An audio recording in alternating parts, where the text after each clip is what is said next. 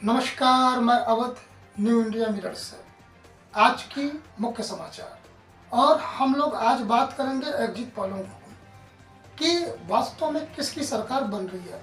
लोकसभा चुनाव की 7 चरण का जो चुनाव हुआ है यह हो चुका है। अब इंतजार है 4 जून का, जो 543 सीटों का रिजल्ट आएगा। इसी बीच 1 जून के चुनाव के बाद एग्जिट पोलों का जो सटीक जानकारी आई है उसके तहत इस बार इंडिया गठबंधन पिछले की अपेक्षा अच्छी सीटें लेकर के आएंगे, लेकिन एनडीए फिर भी अपनी मजबूती से पकड़ दिखाई हुई है और इस बार एनडीए की ही सरकार बनने की उम्मीद है।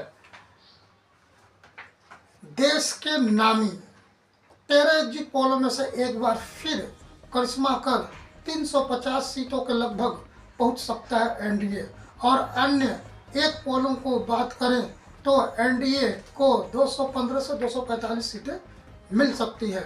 इंडिया गठबंधन को 207 से 290 सीटें मिल सकती है। अदर को 28 से 48 सीटें मिलने की उम्मीदें दिखाई पड़ रही है। राजस्थान में 25 सीटों में से 23 एनडीए को और इंडिया गठबंधन को 2 सीटें मिलने की उम्मीद है, और गुजरात को 26 सीटों में से 23 से 25 सीटें एनडीए को और 1-2 सीटें जो है इंडिया गठबंधन को। कर्नाटक में इसी तरह 28 सीटों में से एनडीए को 8 से 10 और इंडिया गठबंधन को 18 से 20 सीटें मिलने की उम्मीद है। अब बात करते हैं मध्य प्रदेश में। मध्य प्रदेश के 29 सीटों में से 29 की 29 सीटें एनडीए को मिलती हुई दिखाई पड़ रही है, और बिहार में 40 में से 38 सीटें एनडीए को मिलती हुई दिखाई दे रही है।